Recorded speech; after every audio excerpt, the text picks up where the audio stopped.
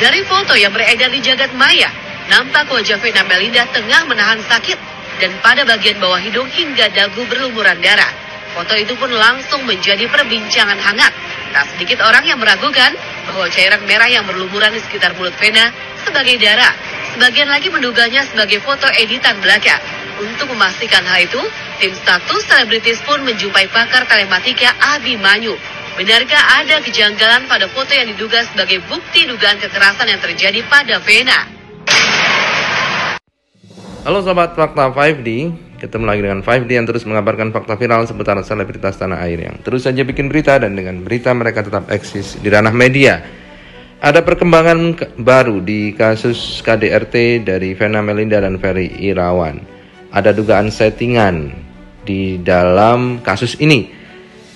Karena foto yang tersebar di media sosial soal bukti KDRT yang dilakukan oleh Ferry Irawan terhadap Vena Melinda itu ada yang menengarai bahwasannya foto itu adalah foto editan.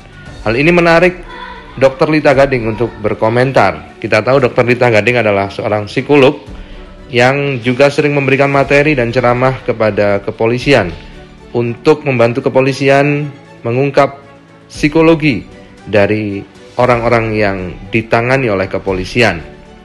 Di sini, Dr. Lita Gading pun mengomentari kasus ini, dugaan settingan dalam kasus tersebut.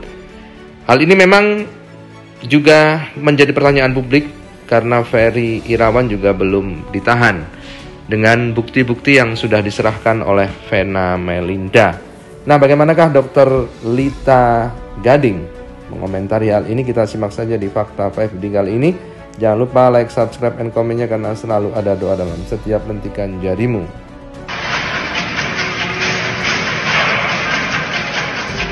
Darah tampilnya di sini, ya. Darah tampilnya di sini. Tapi merahnya di sini, gitu. Dan wajahnya sedikit memerah, ya. Memerah macam memerona. Nah, bagaimana wajah memerah gemerona tetapi darahnya tampilnya yang pecah di sini, bukan yang di sini, ya. Tangannya seperti apa, bagaimana, misal satu. Dan kemudian tidak ada merah yang dari sebelah sini. Kemudian kalau kita lihat dari darah yang mengacar itu ada darah 3 jalur darah di sini, ya. 3 jalur tersebut, darah yang di kanan itu netesnya lepasan, ya, bukan hasil sapuan tapi kemudian dia lepasan seperti ada satu tetesan dari atas. Sementara di atas itu tidak ada darah, tidak ada bekas sapuan. Tidak ada bekas sapuan darah. Jadi kemudian pertanyaannya darah yang menetes ini, ya, dari mana? Karena darah tersebut kemudian ada juga bercakanya di baju, ya. Tetapi yang di baju di situ itu darah yang sudah seperti mengering udah beberapa lama, ya. Bekasannya itu darah yang sudah mengering karena apa? Sudah meresap. Kalau di sini lukanya masih luka baru, darah di sini kemudian kayak sudah meresap, ini jadi ada yang aneh.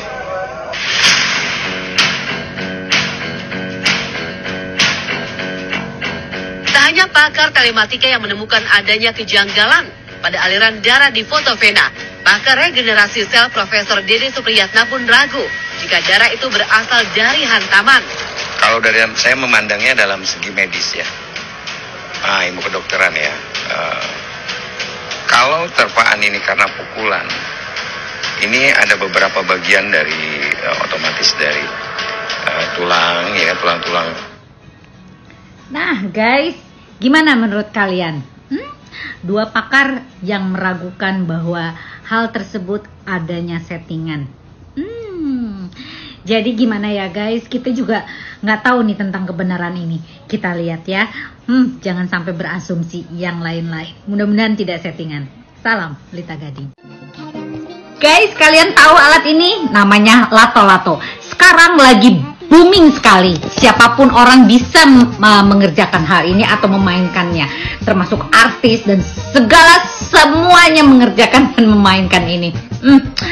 Gak apa-apa, ini gak masalah karena dari dulu aja alat ini sebenarnya sudah ada guys. Saya juga pernah memainkan hal ini. Namun yang jadi masalah pada saat pasien berobat dan membawa anaknya ke rumah sakit main lato-lato, ternyata itu membuat bising rumah sakit dan akhirnya dokter marah dan menegurnya. Ya jelas aja dong. Kalian tahu dong bunyinya lato-lato itu seperti apa? Tak tok yang akhirnya kalau dimainkan oleh beberapa orang mungkin berisiknya seperti apa ya guys. Dan ini menurut saya bukan masalahnya mempermainkan alat tersebut, tapi di mana mempermainkan atau memainkan alat ini gitu loh. Di rumah sakit kan tempat orang sakit dan tempat orang berobat. Jadi bagaimana mungkin dalam keadaan penat dan sakit mendengarkan kebisingan itu? Menurut saya tidak tepat aja sih tempatnya ya. Jadi untuk orang tua ajari anak dengan bagaimana sopan santun, bagaimana beretika, beretitut dan rasa disiplin dia untuk memainkan sebuah alat tidak mengganggu orang lain. Dan sebaiknya orang tua lah di sini yang harus mengajarkan anak, karena anak mungkin saja tidak paham tentang bagaimana rasa mengganggu terhadap orang, bagaimana dia tidak menghargai perasaan orang dan sebagainya. Jadi yang tahu adalah orang tua. Jadi ajarkan ya para ibu bunda, bapak, agar anak ini bisa mendisiplinkan diri sejak dini. Oke? Jadi menurut saya silakan bermain tapi bisa menempatkan diri di mana Anda bermain. Oke? Salam sayang dan semuanya bisa terkendali hanya karena attitude Anda, ya. Salam Lita.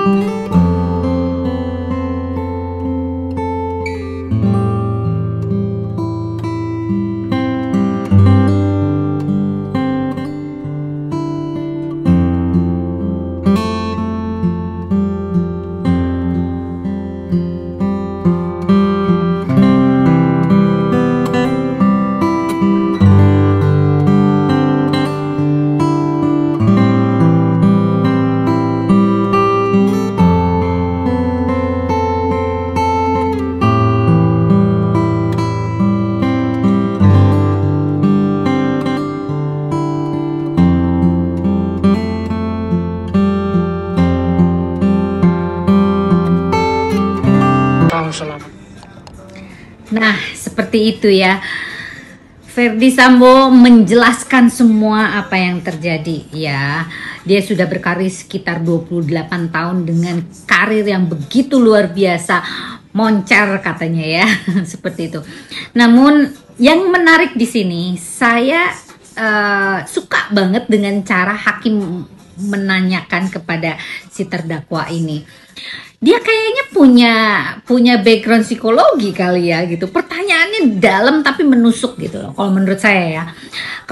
Kalau kalian bisa mendengarkan semua nih dari pertanyaan-pertanyaan si hakim ini, luar biasa banget, keren. Saya salut sama Pak Hakimnya. Membuat seorang Ferdy Sambo menangis di depan di pengadilan ini gitu ya, di peradilan yang dia sedang terdakwa ini, itu luar biasa loh, karena dengan sifat yang begitu kerasnya dia punya leadership yang bagus, dia juga mempunyai poweritas yang luar biasa besar ya gitu, rasa percaya diri yang tinggi dan sebagainya. Bisa luluh dan bisa menangis dengan begitu penyesalan dalam tanda kutip ya. Maksudnya itu tersentuh dengan bahasa dan pertanyaan si hakim ini.